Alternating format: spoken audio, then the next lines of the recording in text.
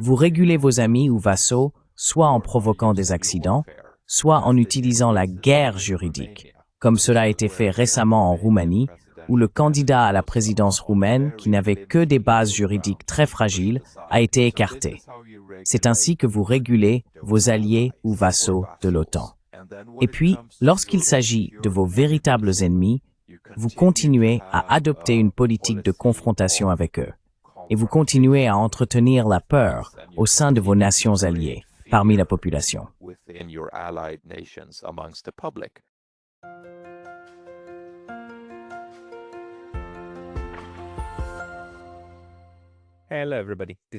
Bonjour à tous. Ici Pascal des études sur la neutralité. Et aujourd'hui, je m'entretiens avec Mats Nielsson, l'un des animateurs du podcast Dissident suédois, pour nous donner des nouvelles sur la situation de son pays et des pays nordiques en général dans la géopolitique. Mats, bienvenue dans l'émission. Merci beaucoup. C'est un plaisir et un honneur d'être invité à votre émission.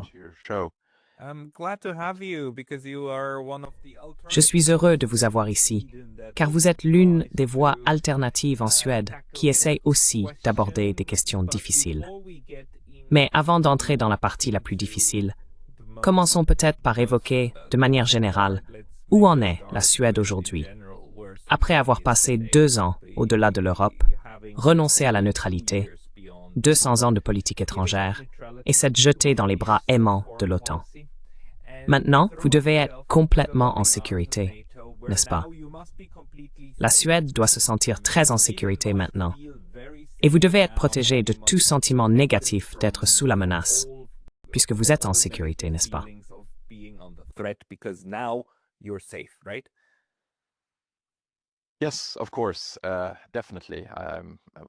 Oui, bien sûr, absolument. Chaque matin, je me réveille et je me sens particulièrement en sécurité. Ou, pour laisser le sarcasme de côté, je dirais que c'est tout le contraire. Le jour où ce podcast est enregistré est celui où la Pologne et l'armée polonaise ont officiellement confirmé avoir abattu des drones au-dessus de leur territoire.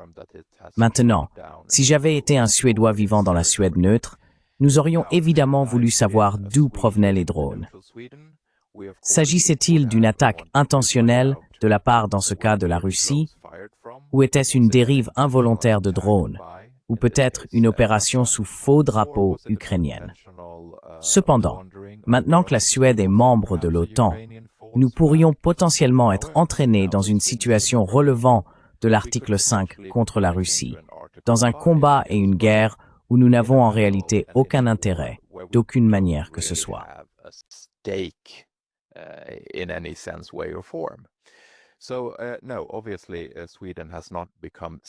Donc non, évidemment, la Suède n'est pas devenue plus sûre en rejoignant l'OTAN. Et cela s'est fait très rapidement. Les politiciens ont profité du fait que je pense qu'un certain nombre de personnes, moi y compris, étaient en quelque sorte sous le choc du fait que la Russie ait envahi les oblasts en Ukraine. Bien sûr, en partant du principe, correct selon eux, que l'Ukraine se préparait à commencer à attaquer ses propres citoyens d'une manière largement excessive.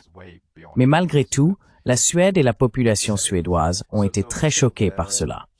Et ensuite, les manœuvres politiques ont commencé. Ce n'était pas un grand pas. Au sein des cercles des élites politiques suédoises, et surtout au sein de l'armée et des agences de sécurité suédoises, nous étions de mèche avec l'OTAN depuis la fin des années 1950.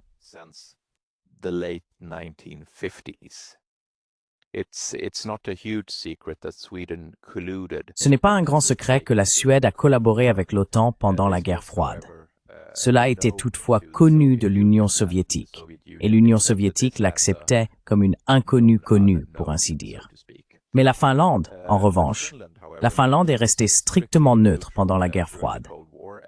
Et avec le changement de position finlandais, la Suède a été en quelque sorte entraînée dans son sillage. Ainsi, le Parti social-démocrate, qui était au pouvoir à l'époque, était assez sceptique. Cependant, ils ont été en quelque sorte abandonnés lorsque la politicienne finlandaise, ou alors ministre Sanna Marin, la première ministre de la Finlande, a déclaré que la Finlande rejoignait l'OTAN, quoi qu'il en coûte, et sans consulter la population. Il n'y a pas eu de référendum sur l'abandon de la souveraineté suédoise après 200 ans.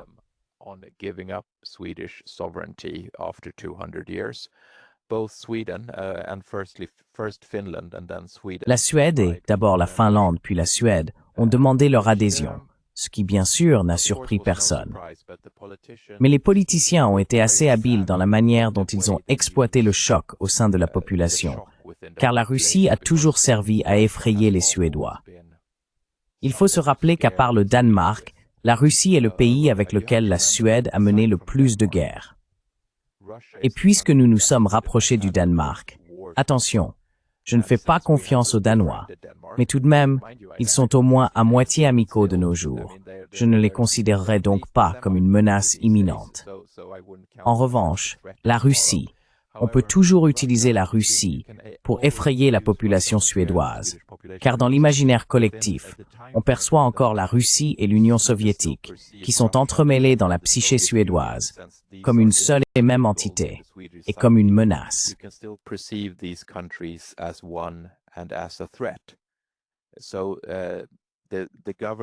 Ainsi, le gouvernement et les autorités en Suède ont été assez efficaces pour créer une véritable tempête de peur, ce qui nous a permis d'entrer dans l'OTAN. Mais je pense qu'il y a maintenant un retour de bâton, car les Suédois réalisent que nous allons avoir des bases américaines sur le sol suédois et que nos soldats conscrits pourraient être obligés d'aller en Pologne pour combattre ou ailleurs si l'OTAN l'exige. Donc, la population suédoise, elle n'était pas prête. Elle ne savait pas vraiment à quoi s'attendre. Maintenant, elle commence à comprendre. Et il y aura un retour de bâton. Mais comme vous le savez, c'est un peu comme l'hôtel des cafards. Une fois que vous entrez dans l'OTAN, vous n'en ressortez jamais.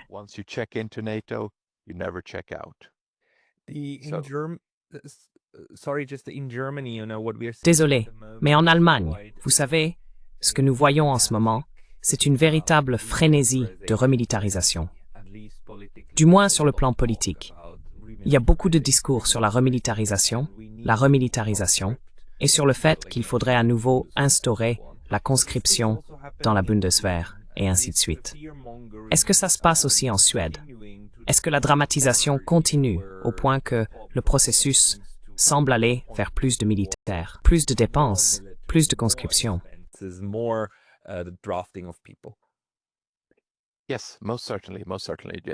Oui, tout à fait, tout à fait.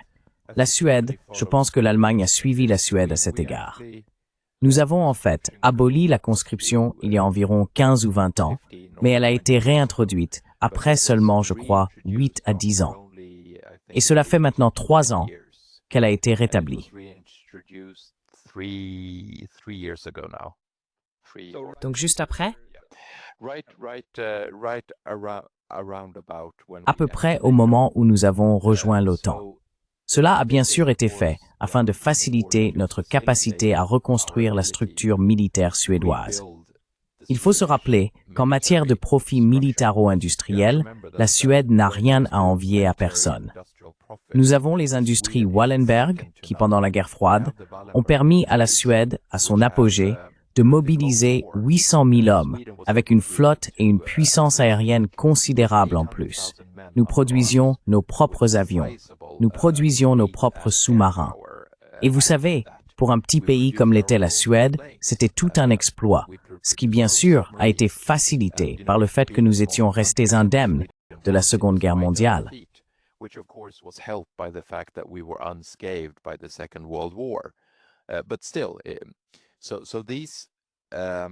Mais malgré tout, ces entreprises opèrent en coulisses et gagnent actuellement une part de marché énorme. Si vous aviez des actions dans les industries suédoises d'armement, vous seriez aujourd'hui très satisfait. La Suède est clairement en train de se réarmer et elle se crée un ennemi en la Russie afin de permettre ce réarmement. Parce que les gens se plaignent à juste titre, comme dans tous les pays occidentaux, ils se plaignent de la dégradation du système de santé, de la détérioration de l'appareil de sécurité sociale, et bien sûr d'autres problèmes sociaux, dans lesquels la Suède était autrefois également un leader mondial. Je pense que vous vous souvenez peut-être de l'État-providence suédois. On prenait toujours soin de vous, du berceau à la tombe. You were always looked after from the cradle to the grave. You never had to fear being put out on the street. Vous n'avez jamais eu à craindre de vous retrouver à la rue. L'idée était que l'on prenait soin de vous. Aujourd'hui, le filet de l'État-providence en Suède est devenu, vous savez, il est plus facile d'en tomber. Et cela résulte aussi d'une combinaison de politiques internes. Cependant, on peut observer la réarmement, et je pense que la Suède pourrait en fait revenir au niveau de financement militaire de la guerre froide. Nous pourrions revenir à un taux de 4% ou 4,5% du PIB, voire même 5%, comme ça nous est demandé par notre hégémon américain à Washington.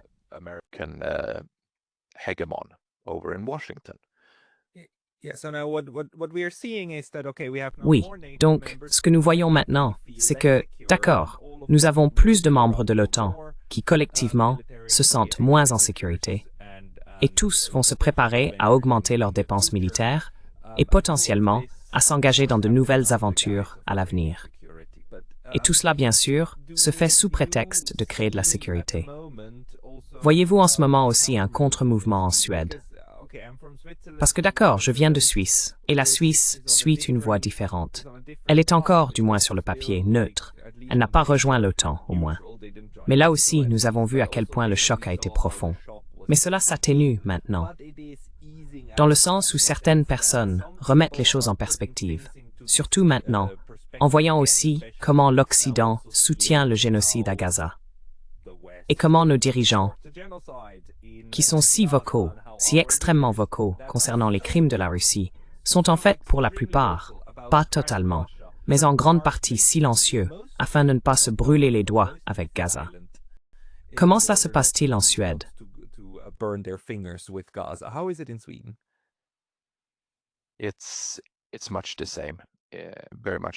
C'est à peu près la même chose, vraiment la même chose. Il n'y a pas vraiment de contre-mouvement en Suède. Nous, au Dissident Club, faisons de notre mieux. Nous essayons de, travailler dans une logique de média-guérilla. Nous tentons de contrer certaines des idées fausses, les plus flagrantes véhiculées par les grands médias suédois et le service public en utilisant nos propres canaux. Bien sûr, nous ne sommes rien, mais au moins nous essayons. Il y a d'ailleurs un bon exemple concernant Gaza et l'Ukraine-Russie. À la télévision suédoise, il y a une émission qui s'appelle 30 minutes.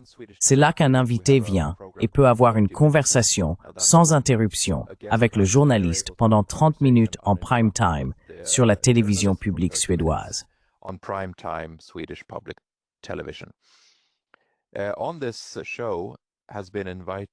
Dans cette émission, bien sûr, l'ambassadeur ukrainien et aussi l'ambassadeur israélien ont été invités. Il y a eu évidemment des discussions à propos de l'ambassadeur israélien, mais elles étaient bénignes. Il a été critiqué, mais il s'en est sorti. Il y a 2 ou 3 jours, 30 minutes a annoncé que la semaine prochaine, l'ambassadeur russe, l'ambassadeur Beliaev, allait apparaître dans 30 minutes. Et la réaction a été massive. Il y a un débat culturel, un débat sur les réseaux sociaux, des discussions dans les journaux. Peut-on vraiment laisser l'ambassadeur russe diffuser sa propagande à la télévision publique suédoise?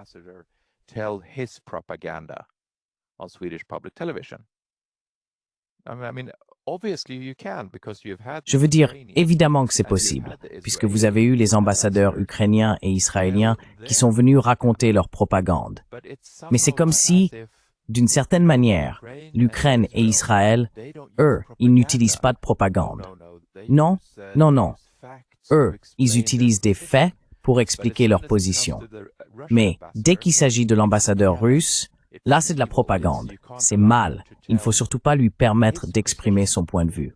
Et maintenant, la seule raison pour laquelle les gens réagissent ainsi, c'est cette peur profondément ancrée de tout ce qui est russe, qui a été cultivée en Suède, comme je l'ai déjà mentionné.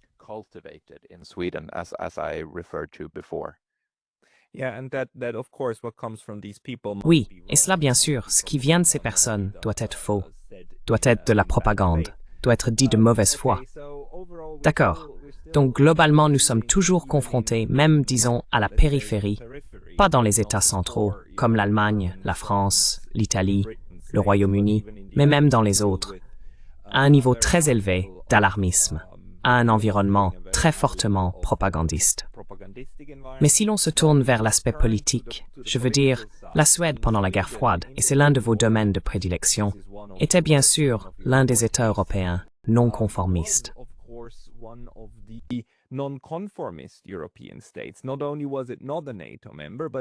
Non seulement ce n'était pas un membre de l'OTAN, mais il avait aussi un dirigeant social-démocrate, un homme célèbre et très populaire, M. Olof Palme, qui ne suivait pas la ligne des États-Unis. Et à un certain moment, il y a même eu, si je me souviens bien, des interruptions des relations diplomatiques avec les États-Unis. Olof Palme, à bien des égards, notamment en ce qui concerne la Palestine, a mené une politique étrangère très indépendante. Pouvez-vous nous parler un peu de cette histoire de la Suède, de la façon dont elle s'est terminée et de la manière dont elle s'est transformée en cette politique très obéissante et alignée sur le club d'aujourd'hui?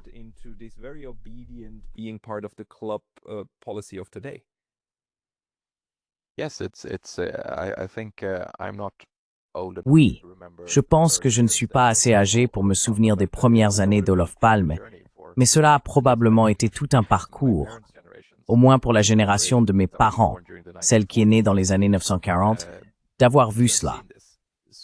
La Suède était, comme vous le dites, une voix indépendante, une voix tierce. Je crois qu'elle a été impliquée dans le mouvement de Bandung pendant les années de neutralité, pour ainsi dire. Ensuite, bien sûr, comme je l'ai dit, nous étions liés à la sphère de l'OTAN. Nous avons eu une coopération qui est restée officieuse tout au long de la guerre froide. Mais Olof Palme, il a commencé comme un grand admirateur et ami des États-Unis. Il faut s'en souvenir. Il a étudié en Amérique. Il a obtenu un diplôme de droit. C'était un homme très intelligent et il a rapidement obtenu un diplôme de droit en Amérique. Cependant, Olof Palme faisait partie de ces rares hommes politiques capables de garder deux pensées contradictoires en tête en même temps.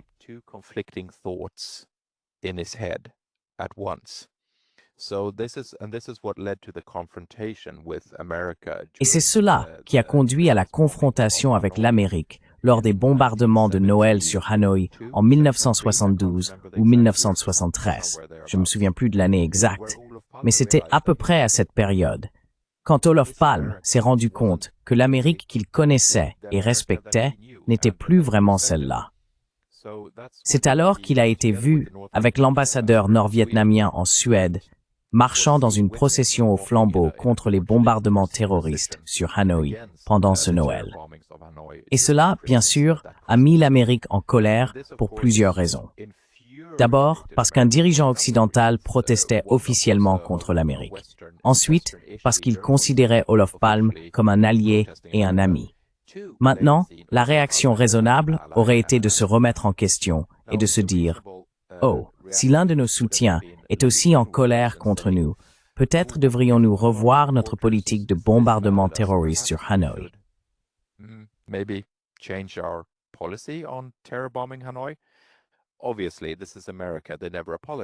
Évidemment, c'est l'Amérique. Ils ne s'excusent jamais. Vous savez, c'est les États-Unis. Allez vous faire voir.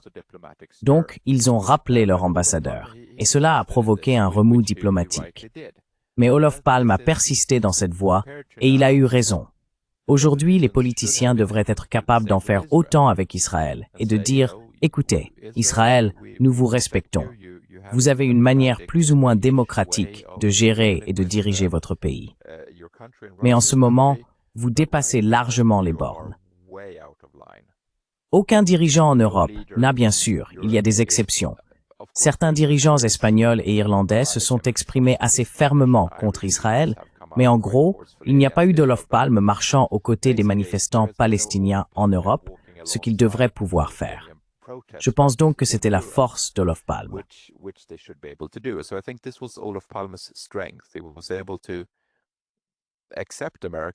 Il a su accepter l'Amérique et en être un partisan, ce qui, à mon avis, est le cas de beaucoup d'Occidentaux, parce qu'ils ont aimé le soft power américain. Mais il a aussi su, avec le temps, critiquer l'Amérique pour ce qu'elle faisait. Et il a continué dans cette voie. Dans les années 1980, parce qu'il a perdu le pouvoir, il a été battu aux élections et est resté hors du pouvoir pendant environ 6 ans, entre 1976 et 1981, je crois, puis il est revenu au pouvoir. Lorsqu'il est revenu, il a de nouveau entamé des discussions de désescalade avec l'Union soviétique. C'était une période où les tensions montaient. C'était au début des années 1980, autour de 1980, entre 1980 et 1983 ou 1984, quand tous ces dirigeants soviétiques plus ou moins mourants arrivaient au pouvoir, Andropov et ces hommes très âgés et faibles. Et puis, il y a eu cette alerte nucléaire de...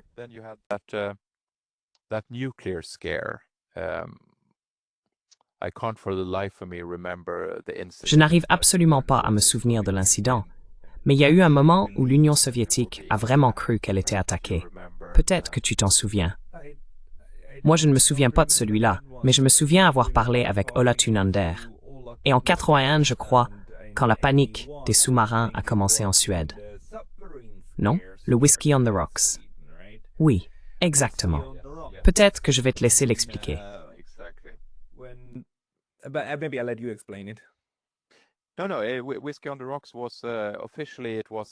Non, non. Whiskey on the Rocks était officiellement un sous-marin soviétique qui est entré dans l'archipel du sud de la Suède, à Blekinge.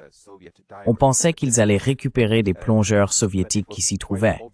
Mais il était assez évident qu'un sous-marin de cette taille n'était pas entré par erreur, ou bien il ne se serait jamais aventuré aussi profondément en territoire suédois. Donc, au début, on a parlé d'une erreur de navigation, mais le professeur Thunander a, de manière très convaincante, avec quelques autres chercheurs, mis en évidence le fait que l'un des officiers militaires soviétiques était probablement impliqué dans l'échouement de ce sous-marin.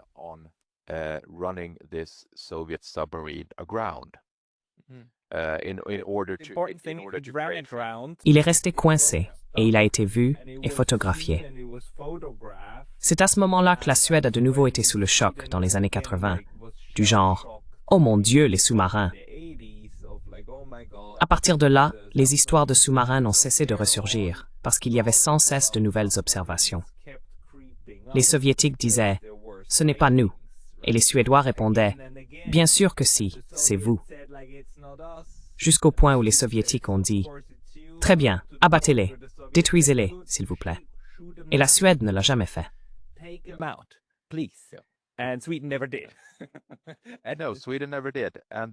Non, la Suède ne l'a jamais fait. Et cela a été, par le professeur Thunander également, assez largement étudié. Je dirais qu'il ne fait guère de doute que ces sous-marins étaient en réalité allemands ou britanniques. L'OTAN avait un accord avec la Suède leur permettant d'effectuer des exercices dans l'archipel suédois. Et Ola Thunander est plus compétent sur ce sujet. Mais il existe des histoires selon lesquelles l'amiral de l'époque, l'amiral Bror Stephenson, a en fait cessé d'utiliser des bombes sous-marines parce qu'il faisait partie des rares personnes à savoir qu'il ne s'agissait pas d'un sous-marin soviétique. Ainsi, lors d'un incident à Horsfjärden, où les Suédois ont riposté, ils ont en réalité reçu l'ordre de ne pas le faire, et ce sous-marin a pu s'échapper. Il s'agissait probablement d'un sous-marin allemand ou britannique endommagé. Je pense que dans 70 ans, nous saurons de quel type de sous-marin il s'agissait, mais ce n'était pas un sous-marin soviétique. Donc les Suédois avaient peur.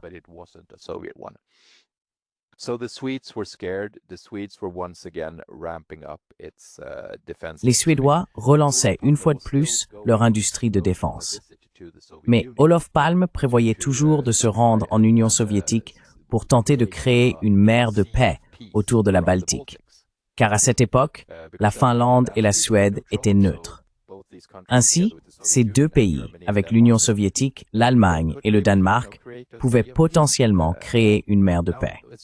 Maintenant, dès que le mot paix apparaît quelque part en Occident, je suis sûr qu'il y a des sirènes d'alarme qui retentissent quelque part dans un bunker souterrain sous le Pentagone. Et juste quelques semaines avant qu'Olof Palme ne se rende en Union soviétique, il a été tué. Il a été assassiné. Et cela travaillait en faveur d'un dialogue avec les Soviétiques. working for a dialogue with the Soviets. I mean, he wanted to have a new security architecture. Je veux dire, il voulait instaurer une nouvelle architecture de sécurité, appelée sécurité commune, qui reconnaissait les préoccupations sécuritaires de toutes les parties.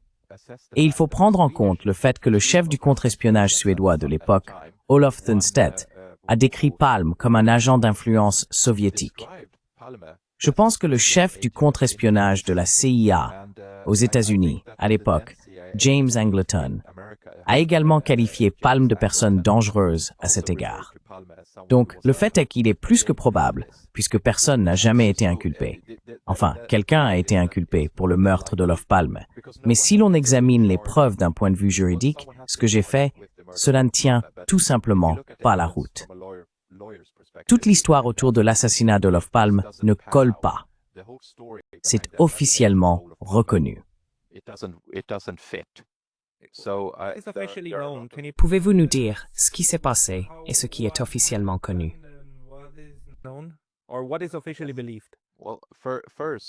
Ou alors, que croit-on officiellement? Eh bien, d'abord, on a cru que c'était cette personne à moitié alcoolique, appelée Christer Peterson, qui par hasard avait vu Olof Palme entrer dans le cinéma, lui en voulait pour une raison ou une autre, puis avait pris une arme et l'avait abattu. Il a donc été jugé, mais il a été relâché et il a été estimé qu'il n'était pas le meurtrier. Et puis, bien sûr, rien ne s'est passé.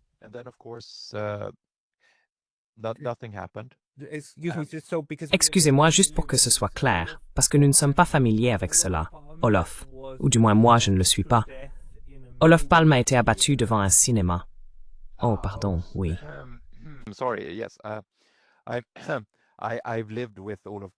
J'ai vécu avec Olof Palme en tant que Suédois pendant de nombreuses années, donc je fais des suppositions. Je m'en excuse.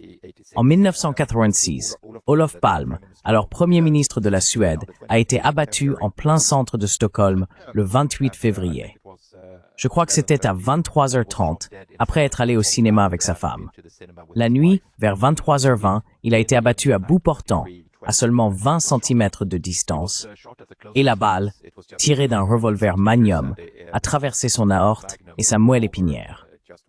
C'était une balle qui aurait pu traverser un gilet pare-balles, donc c'était en fait une opération hautement professionnelle. Plusieurs témoins ont vu le tueur et ont pu décrire ses vêtements, mais il a disparu immédiatement.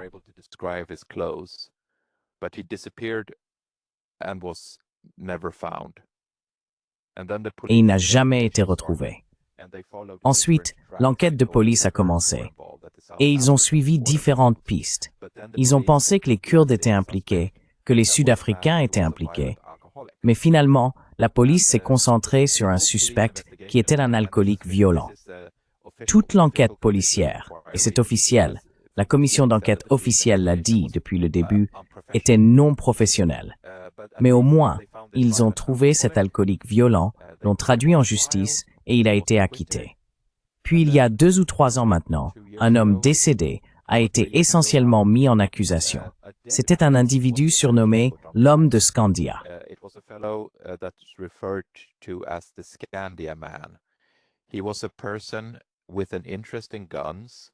C'était une personne intéressée par les armes à feu, qui travaillait dans le bâtiment juste à côté de l'endroit où Olof Palme a été abattu.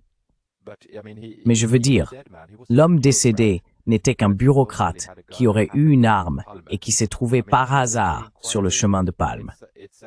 L'enquête elle-même s'est effectivement penchée sur lui, mais ils ne l'ont pas vraiment considéré comme une personne d'intérêt. Pourtant, il est maintenant officiellement désigné comme l'assassin d'Olof Palme. Et comme il est mort, il ne peut pas faire appel. C'est donc une sorte de manœuvre juridique stratégique pour clore l'affaire. Parce que tout indique que les réseaux Stay Behind en Europe sont impliqués. Et quand je dis tout indique, je veux dire que toute personne qui examine cela avec un regard dissident peut clairement voir qu'il s'agissait d'une opération professionnelle.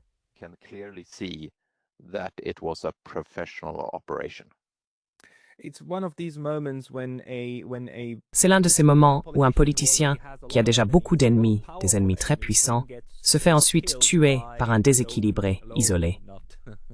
Cela arrive encore et encore. n'est-ce pas? Et à chaque fois, on nous dit que c'est normal, que c'est simplement ce qui se passe. Le tireur se retrouve par hasard sur un toit, totalement indépendant de quiconque, et tente de tirer sur le futur président des États-Unis.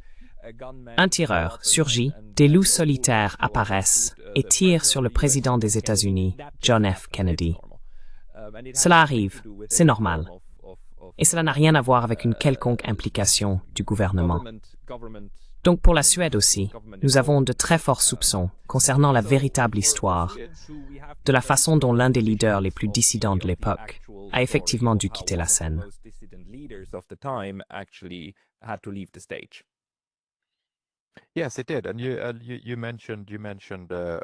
Oui, c'est vrai. Et vous avez mentionné bien sûr Kennedy. On peut aussi citer Dag Hammarskjöld, qui a très probablement été écarté parce qu'il était gênant.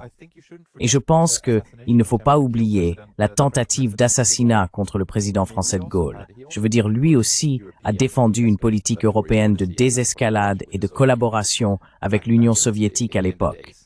Et il y avait aussi, vous savez, il y avait ce type qui s'appelait Enrico Mattei. Enrico Mattei, oui, italien. Oui, italien. Enrico Mattei, yeah, Italian. Yeah. Yes, Italian. He was a director of the Italian oil company. Il était le directeur de la compagnie pétrolière italienne Eni. Il a commencé à collaborer avec l'Union soviétique dans les années 1960 et a défié les compagnies pétrolières américaines et britanniques. Il a été tué en 1962. Ensuite, il y a eu toutes ces brigades rouges qui opéraient en Italie et s'en prenaient à certaines personnalités politiques. Il y avait aussi le chef de la Deutsche Bank, Alfred Herrhausen. Lui aussi travaillait avec les soviétiques pour financer le gazoduc germano-soviétique, tout comme Mattei l'avait fait 20 ans plus tôt. Et si vous vous souvenez, il a également été assassiné. Et il a été assassiné par, officiellement, des personnes plutôt proches du communisme. C'était la fraction armée rouge, non?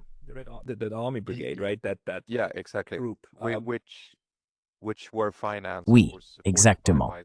Qui ont été financés ou soutenus par Gladio, les réseaux Stay Behind, selon certains points de vue dissidents. Donc ce n'est pas si simple. Et je veux dire, même Willy Brandt lui-même, qui a fondé l'Ostpolitik, a été évincé parce qu'il avait un espion travaillant au sein de sa chancellerie. Mais cet espion était connu depuis au moins 1 an, et cela a été gardé secret afin de nuire à Willy Brandt au point qu'ils doivent démissionner. Il y a donc toujours différents niveaux et couches d'action contre ceux qui s'opposent au récit occidental ou aux intérêts économiques occidentaux.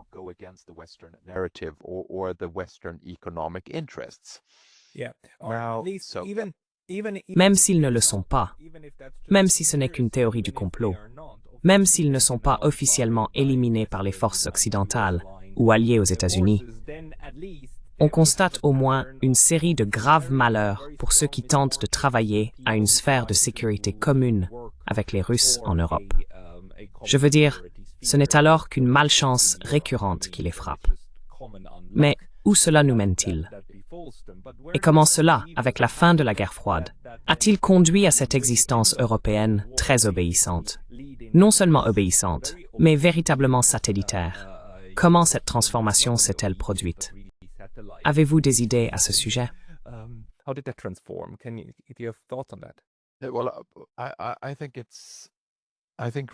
Eh bien, je pense que rien ne change vraiment. Je veux dire, l'accent mis sur certaines politiques reste le même en Occident, peu importe qui est au pouvoir, pour ainsi dire. Et je pense que cela remonte à l'historien en moi.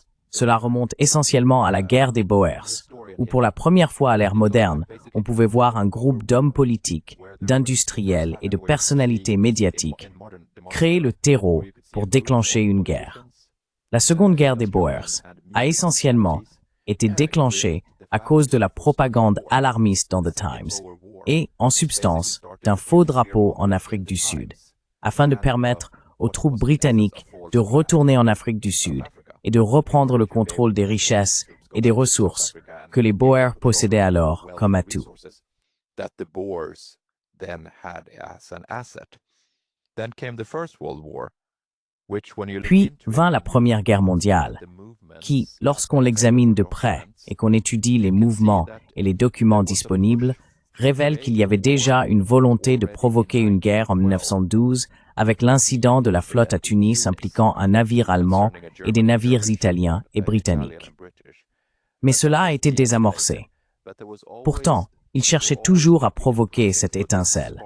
Et je parle surtout des Britanniques ici, car ils ne voulaient pas de concurrence de la part des Allemands. Une fois les Allemands pacifiés, on peut toujours regarder l'histoire et constater que les Britanniques ont toujours eu une épine dans le pied vis-à-vis du continent russe et chinois.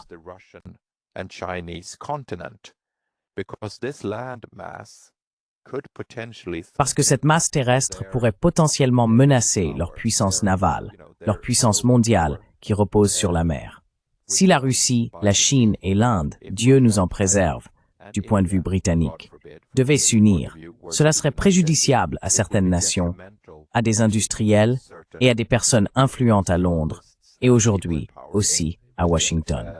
Je pense donc que la priorité britannique a toujours été de poursuivre les politiques de démembrement, de démantèlement et de morcellement de l'Empire russe, ce qui se produit essentiellement aujourd'hui. Je veux dire, cela a clairement été le cas pendant la guerre froide.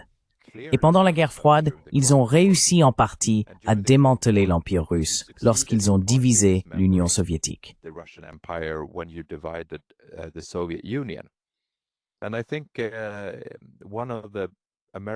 Et je pense que l'un des hommes politiques américains, l'un des plus bellicistes, que ce soit l'ancien vice-président Cheney ou Pompeo, je ne me souviens plus, l'un d'eux a dit que l'erreur avait été de ne pas avoir démantelé la Russie encore davantage lors de l'effondrement de l'Union soviétique.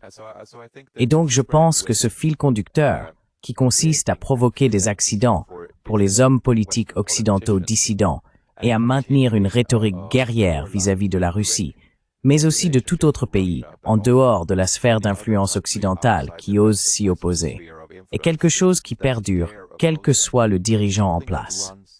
Ainsi, on régule ses amis, ou soi-disant amis. On pourrait aussi utiliser le mot vassaux, soit en provoquant des accidents, soit en recourant à la guerre juridique, comme cela a été fait récemment en Roumanie.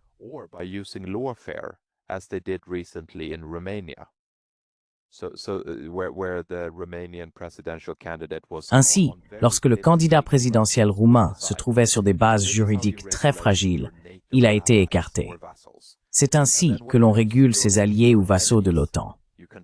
Et puis, lorsqu'il s'agit de vos véritables ennemis, vous continuez à adopter une politique de confrontation à leur égard, et vous continuez à entretenir la peur au sein de vos nations alliées, parmi la population. D'après ce que j'ai pu observer d'un point de vue historique, en lisant des livres de différentes époques, depuis la fin du 19e siècle, il est assez évident que peu importe que des politiciens sociaux-démocrates ou chrétiens-démocrates soient au pouvoir, il y a toujours eu le même fil conducteur provenant du foyer de l'Empire occidental. Cela a toujours été une politique de confrontation et certainement pas de neutralité ou de diplomatie. J'en suis très attristé.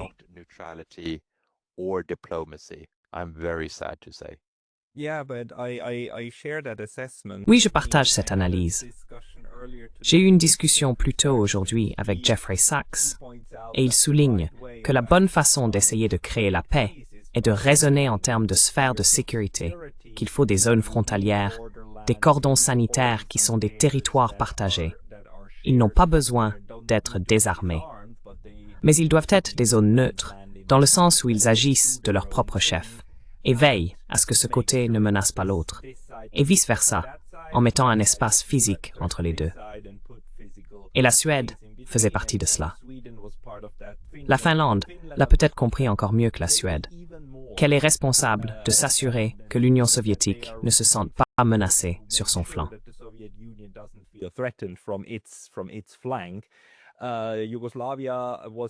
La Yougoslavie en faisait partie, l'Autriche, la Suisse dans une moindre mesure, mais tout de même. Et nous avons connu cela, bien sûr, au XIXe siècle. Et nous voyons aujourd'hui qu'il semble aller de soi que des pays aussi éloignés des États-Unis que l'Ukraine soient considérés comme des sphères d'influence des États-Unis, n'est-ce pas? Des endroits où ils peuvent, doivent et devraient légitimement changer la politique, y compris les dirigeants élus comme Viktor Yanukovych, en s'assurant que des événements se produisent pour les chasser du pouvoir. Et nous savons désormais que pendant le Maïdan lui-même, ceux qui tiraient sur les deux camps tiraient depuis le côté des manifestants. Mais ils visaient les deux afin de créer le poids politique nécessaire pour que ce président ne puisse pas rester en place.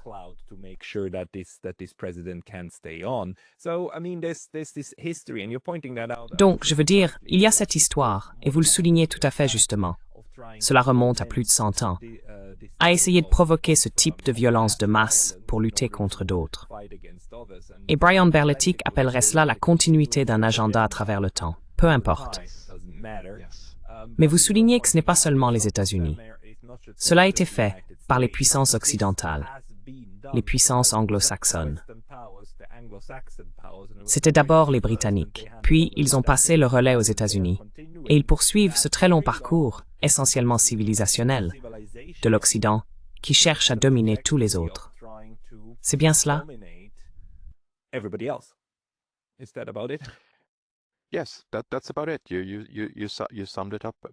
Oui, c'est à peu près ça. Tu as parfaitement résumé la situation, et c'est malheureusement ce dont nous souffrons. Le fait est que je suis un grand partisan des frontières, car elles sont nécessaires pour la sécurité et le sentiment de sécurité, ainsi que pour réguler les relations à l'échelle mondiale. Je pense qu'il y a de nombreux exemples en ce sens, et c'est aussi la raison d'être des accords de sécurité. C'est vraiment, vraiment indispensable. Je pense que l'Autriche en est un excellent exemple avec Vienne. C'était la Convention de 53, la Convention diplomatique, la Convention de Vienne. Non, pas celle-là. Mais quand l'Union soviétique et les puissances occidentales se sont mises d'accord pour que l'Autriche reste neutre.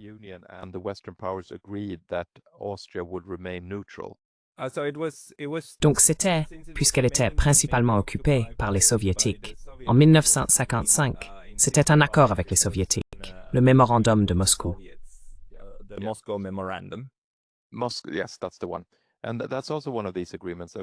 Moscou, oui, c'est bien cela. Et c'est aussi l'un de ces accords dont j'ai toujours dit qu'ils auraient dû, dès le début, servir de modèle pour l'Ukraine.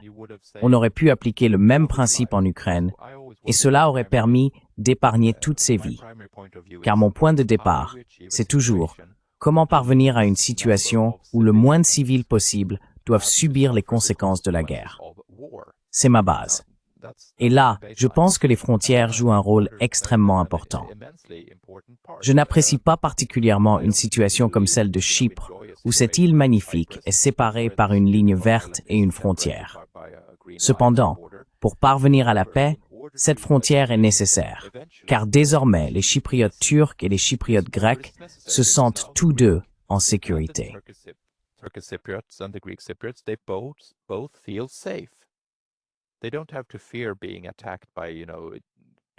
Ils n'ont pas à craindre d'être attaqués par des terroristes grecs ou inversement. Ils peuvent recommencer à interagir de part et d'autre de cette frontière et commencer à conclure de nouveaux accords sur la manière d'ouvrir cette frontière, etc. Et c'est pareil dans n'importe quel pays. Parfois, malheureusement, cela se fait au prix d'une guerre très sanglante, comme dans le cas du Pakistan et de l'Inde, qui ont également été en grande partie purgés de leurs différentes affiliations religieuses. Ensuite, on trace une frontière entre les pays, ce qui dans les faits a permis de maintenir une certaine paix entre eux. Si les populations étaient restées mêlées au sein d'une même nation, il n'y aurait jamais eu de sécurité, et on aurait eu une sorte de guerre civile perpétuelle jusqu'à la création de ces frontières. Les frontières ne sont pas, par définition, mauvaises. Elles sont bénéfiques.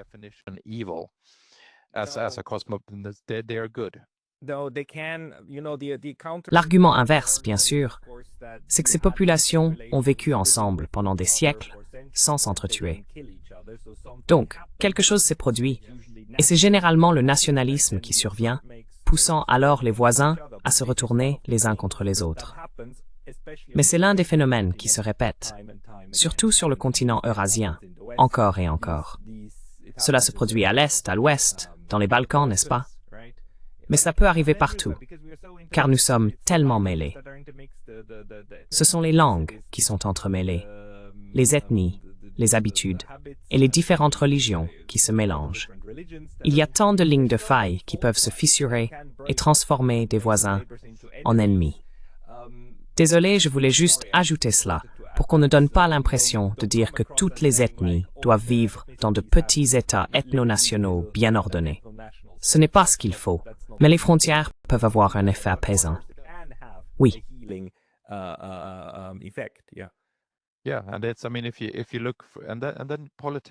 Oui, et ensuite, la politique est utilisée pour provoquer des conflits fondés sur l'ethnicité ou le sentiment d'appartenance.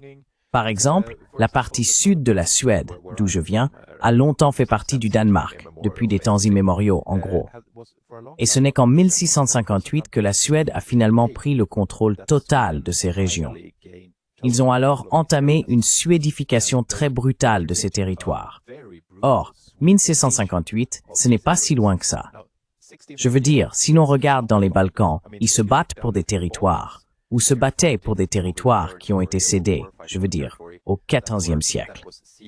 Donc si on le voulait, on pourrait probablement créer une situation où le Danemark réclamerait ces territoires perdus, si on voulait vraiment œuvrer politiquement en ce sens.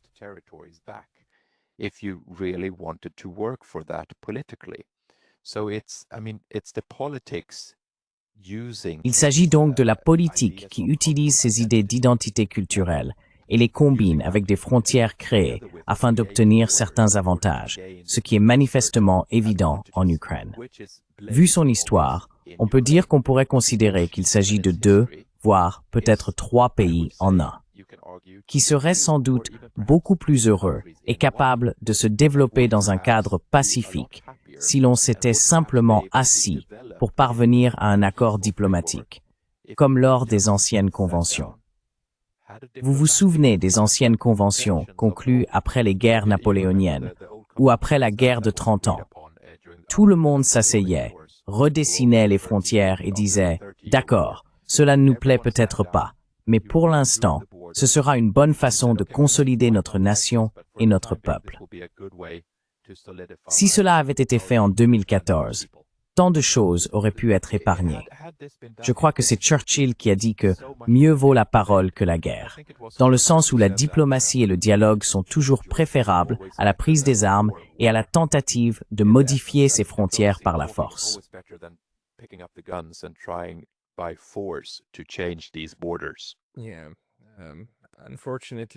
Oui, malheureusement, ce n'est pas du tout l'état d'esprit des personnes qui dirigent réellement les choses. C'est l'état d'esprit de gens comme nous, n'est-ce pas, qui souhaiteraient voir la stabilité et la prospérité pour tous. Mais cela n'arrive pas avec les communistes. Nous ne sommes malheureusement plus en position de pouvoir. Cela ne vient pas avec la domination. Mais encore une chose, l'Ukraine, le nom Ukraine lui-même, en slave du Sud et en slave russo-ukrainien, fait en réalité référence ou allusion à la notion de marche ou de frontière. À l'origine, cela signifie frontière. Et les zones frontalières devraient être des terres de liaison, n'est-ce pas? Relier les frontières, pas les murer. Mais cette mentalité dans laquelle nous sommes, malheureusement, celle de la civilisation occidentale, tend toujours à aller vers le tout ou rien et à ériger des murs plutôt que des ponts. Maintenant, où cela nous mène-t-il aujourd'hui si l'on ramène la question aux pays nordiques, à la Suède et à la Finlande, à ces 15 et 17 bases qui vont être ou sont déjà installées sur votre sol, à la militarisation de la Suède et de la Finlande? Que percevez-vous quant à la direction que l'OTAN fait prendre à votre pays, disons la Suède?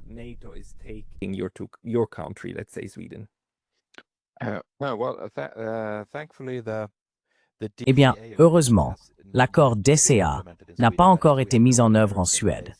C'est-à-dire que nous n'avons pas de base américaine selon cet accord. Je crois que la Finlande en a une qui est en train d'ouvrir actuellement. Cependant, il a été dit qu'à Enköping, une ville du centre ou du centre-sud, une base d'approvisionnement stratégique sera installée, car la Suède a été désignée comme base avancée de ravitaillement pour le matériel militaire envoyé en Finlande et dans les États baltes en cas de conflit ouvert avec la Russie. Évidemment, cela fait de nous des cibles très attrayantes pour différents types de missiles russes.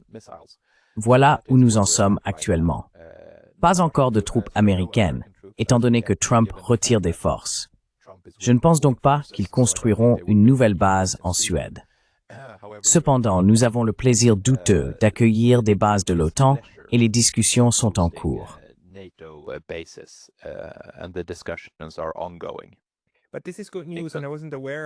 Mais c'est une bonne nouvelle, et je n'étais pas au courant de cela, que les États-Unis n'appliquent en fait pas l'accord. Car l'accord a également été ratifié en Suède, n'est-ce pas? Il a été adopté par le Parlement. Donc les Américains ont désormais le droit, à tout moment, d'ouvrir ces bases sur lesquelles ils se sont mis d'accord avec vous, mais ils ne le font pas réellement. Pouvez-vous peut-être nous donner un peu plus de détails?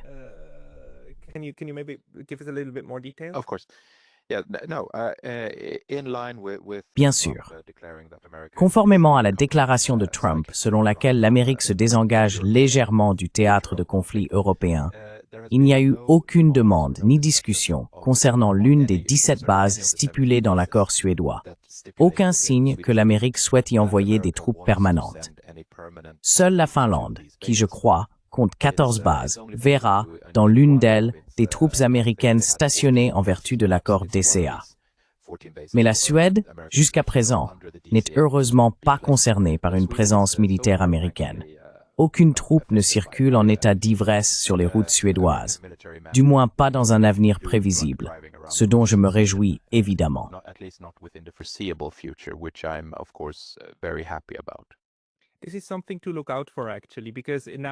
C'est quelque chose à surveiller, en fait. Car si cela change, merci de me le faire savoir. Car ce serait un indicateur que quelque chose se prépare. Si les États-Unis retiennent actuellement leur armée, cela indique effectivement une certaine retenue de leur part. Car s'ils le voulaient, ils pourraient ouvrir ces bases très rapidement, n'est-ce pas? C'est comme si vous apportiez le matériel, que vous commenciez à faire dormir des gens dans les casernes, puis que vous développiez à partir de là. Donc c'est un signe à surveiller. Oui, tout à fait. Bien, merci beaucoup, Mats.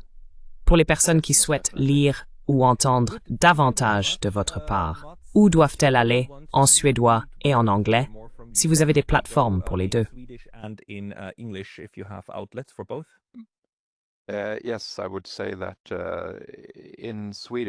Oui, je dirais qu'en suédois, c'est Dissident Podden, c'est notre page Substack, The Dissident Pod. Et pour ma part, je publie essentiellement dans des périodiques suédois. Mais j'ai aussi un compte X assez important que je gère, qui est simplement @Mazenilsson, juste mon nom en un seul mot. Donc c'est là qu'on peut me trouver sur mon compte X, et à partir de là, on peut aussi accéder à tous mes autres supports. Mais comme je l'ai dit, en Suède, on fait essentiellement des médias de guérilla. Mais il faut bien que quelqu'un le fasse.